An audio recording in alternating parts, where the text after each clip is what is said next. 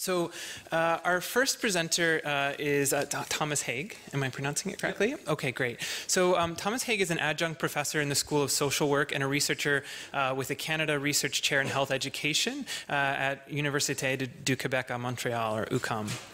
Since receiving his PhD in communication from Concordia University in 2001, he has worked as a research coordinator and been active as a co-investigator for a range of multidisciplinary studies in the area of HIV prevention, community mobilization, and clinical research. He is currently the coordinator of the SPOT study, a multidisciplinary intervention research project focused on the development of new approaches to community-based HIV testing for gay and other men who have sex with men.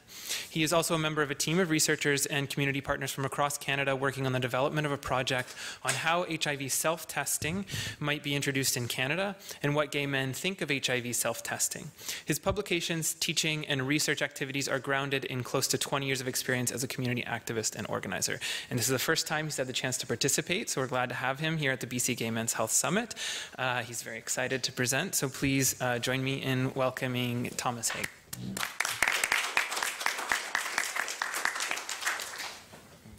Well, hello everyone. Thank you for such a nice welcome. So I'm going to be talking about the topic of self-testing, and we were just talking about how the fact that everything we're presenting in this session at least is really a team effort. So I just want to acknowledge my colleagues at UQAM and also a lot of partners. I'll show a list a bit later, but especially here in Vancouver, we're working with Health Initiative for Men and also the Community-Based Research Center. So a lot of people are involved and contributing to this project. So I'm going to be talking about self-testing, which to some extent is a new topic for me. And for this presentation, I also worked as much as I could to link to the theme of health literacy, which is another fairly new topic to me. So we'll see how that goes. But I wanted to focus mainly on defining HIV self-testing, talking a bit more about what it actually is, and giving some insight about increasing interest in relation to HIV testing that we've seen in the past years.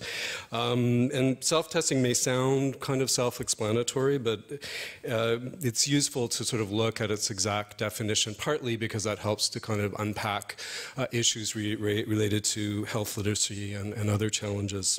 And I want to finish off just by giving a quick overview of a project on self-testing, and specifically for gay and other MSM that's in the works.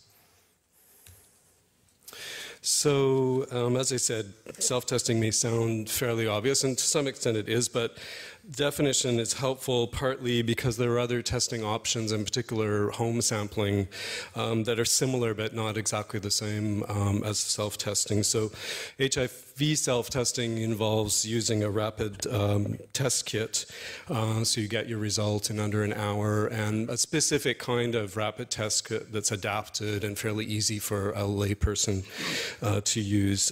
So the person undertakes all three steps of testing, so sampling, taking the sample, manipulating the test kit, waiting for the result, and then interpreting the results themselves. So it's similar to like a pregnancy home test in some ways, and also to blood sugar monitoring tests that people use if they have diabetes. It's legal in a number of countries, and the list of countries where it's legal is slowly growing, but for the moment it's not approved in Canada.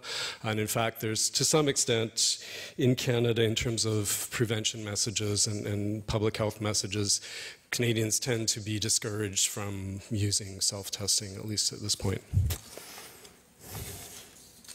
So it's actually not such a new idea. It's kind of interesting to look at a bit of the history of self-testing. And there was an first application for a self-testing device in the late 80s, which to the FDA in the United States. And actually, I don't know the details of this history. I'm trying to find out more, but that kind of led to a 17-year ban at the FDA of receiving applications for other types of self-testing devices. So there's a period where, especially in the 1990s, where self-testing kind of went on the back burner, but other alternatives like home sampling that I mentioned were introduced at that time. And in the 2000s, things really started to shift. In 2006, the FDA lifted its ban and started looking again at applications for self-testing. And also the context around testing was shifting, especially in Africa. So more and more research showed that there were different kinds of self-testing already happening in a number of countries, and there was interest in some places in legalizing it. So, so the situation has really evolved over time. And part of the shift also has to do with changes to self-testing kits and the creation of testing kits that are a lot easier for people to use and manipulate correctly and accurately. So one of the key milestones, which you're probably quite are familiar with, is in 2012, the FDA approved the OraQuick oral test. And this is the first, and thus far it's still the only home self-testing kit that's approved for use in the United States. And it's available for purchase over the counter in pharmacies. It usually costs between $40 and $60. And I actually am excited because him just lent me, just for the next few days, their test kit, oral test kit, which they have, which is actually huge. I didn't realize it was so big. So this is the oral test kit, that, or at least a version of it, that you can purchase in the United States. We can actually, if people are curious, we can do a little bit of a show and tell maybe after the session if you actually want to open up and look at it a little bit. I'm quite excited to do that. So one of the key characteristics of the oral test, as you can guess, is kind of the ease of use. So it involves swabbing the outer gums. And so you get a sample of your saliva, which you insert into a little vial of liquid, and you wait between 20 and 40 minutes, and you have your result. One of its limitations is its effectiveness. So it's somewhat less than 100%. The actual statistics that's in the statement from the FDA is that it's 92% effective. So another way of thinking about that would mean that for every 12 HIV infections, it's likely that one infection would go undetected by this test. So it's, it's not, it's still potentially a useful tool, because it means that 11 of every 12 infections will get detected, but one will be missed. So it's sort of something that we want to think about in terms of education and health literacy, and ensuring people don't rely exclusively on this testing kit. So there's also a fair deal of momentum behind self-testing in France at the moment. So actually, another show and tell item, which is a self-testing kit that's just about to be launched in France, probably potentially in the next few months. It's still waiting for kind of a last stamp of approval, but it's really quite imminent. So this is another testing device. It's known as the SureCheck test. And the main difference is that it's a finger stick test, so it uses a small blood sample as opposed to an oral saliva sample. So it's, in comparison to the oral test, maybe slightly less appealing, but it's still kind of a redesign of a test that was developed for professional use to ensure that it's fairly easy for people to use. And another thing that's really notable about it is it's quite a bit more accurate, so it's close to 100% in terms of accuracy of detecting an infection, so quite distinct from the oral test. So I think another important thing to think about and know in terms of self-testing is there's this sort of shifting landscape in terms of devices, development of new technologies, and also kind of the legal framework. But there's also shifting landscapes in terms of use. And kind of adoption of self-testing technologies. And this is, this sort of is linked to the reality that over the whole course of the HIV epidemic, people have been very active in creating solutions. I mean, just going back to the creation of safer sex within gay communities. So there are ways in which people are taking up self-testing and using it for their own purposes. So this quote is an illustration, something that I found recently on quite an interesting blog called My PrEP Experience, which is a place where people kind of give testimonials about their use of PrEP. And this kind of piqued my interest in terms of a person who's created a strategy that combines using PrEP with oral self-testing. So I think it just reminds us also of the role that sort of individual and community action and innovation and creation also plays. So just this is a little bit of data on awareness and acceptability of self-testing at the Spot Project, which is a community-based testing site where I work in Montreal. And it's consistent with research that shows there's a fairly high level of interest and acceptability for self-testing in many countries and in many groups and populations, including gay men and other MSM. So, I mean, there's, of course, still a proportion of people and a portion of circumstances in which testing is closely tied to the idea of having taken a risk, and that's likely to remain. But there's also realities of sort of routine and frequent testing, people who are very experienced testers, and there's a subset of people that come to our project, I would say 30 to 40%, who are really, really repeat testers, are coming back every 3 to 6 months. And these are people, it's not surprising that there would be an interest in self-testing. What surprised me a little bit was I thought the awareness of self-testing among our participants would be higher than it seems to be. But another thing that stands out, I think, is that for close to 10% of people, self-testing is to some extent a reality in kind of their social circle. So they're aware of someone, they know someone who's used a self-test. 5 minutes, all right. Let's speed it up. So I think I just wanted to sort of touch on some issues in relation to health literacy the best that I can.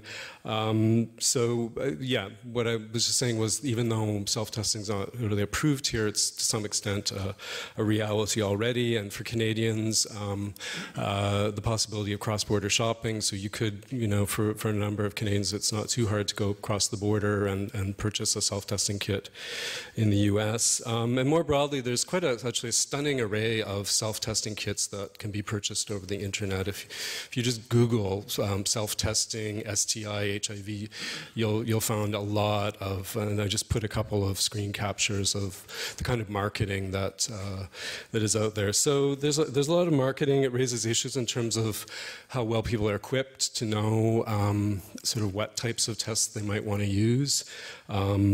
And there's actually an interesting study done in Switzerland last year where they just purchased a whole bunch of these kits over online and just sort of did an evaluation of them. And even putting aside the question of how effective they are reliable testing kits, what was surprising was the number of kits that came with very little, or in some cases even no information on how to actually use them. So I think that's sort of a health literacy issue right there. So the concepts of supervision and supervised self-testing has really emerged in research literature as a strategy for addressing the use of home self-tests for HIV. Basically what that refers to is some kind of one-on-one consultation, training for a person to learn how to use a self-testing kit accurately and correctly, be able to understand the result and be able to access support and services and care, especially if they have a positive result. So it's a challenge. It's a kind of a new frontier of development for community organizations and healthcare providers that are involved in HIV testing and other forms of testing as to what kind of supervision, what that would actually look like.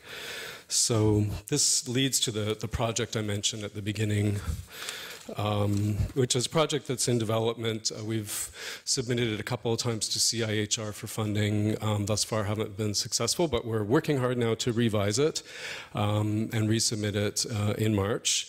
Part of the premise is that community-based infrastructures for testing could be a very interesting departure point for looking at self-testing. So, I mean, there's the more conventional model, which is distributing self-tests for sale through pharmacies. And if self-testing and when self-testing comes to Canada, likely that will be part of the picture. But we think this is maybe an opportunity to perhaps develop complementary models and approaches to self-testing, potentially ways for offering it for free or very low cost, and really accompanying it with supervision and support and something perhaps distinct from what would be available through sort of a commercial model, which is typically you buy the self-test at the pharmacy and there's a hotline, a telephone hotline, and lots of information online, but it's much less personalized and much less tailored to specific communities.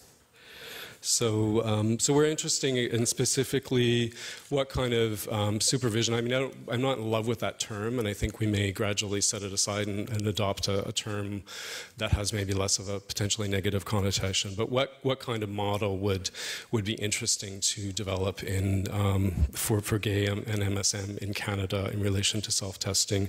And we have partners in Montreal, Toronto, and Vancouver. So what that would be is a multi-site study where we'd implement an intervention in the 3 cities and give people access to self-testing accompanied by a form of supervision and learn hopefully more about evaluate how appropriate this would be and how well it would work. So these are our partners, so quite a broad representation. And just to conclude, I hope I didn't go too much over time, I'm sorry. But I mean, what I really wanted to bring out was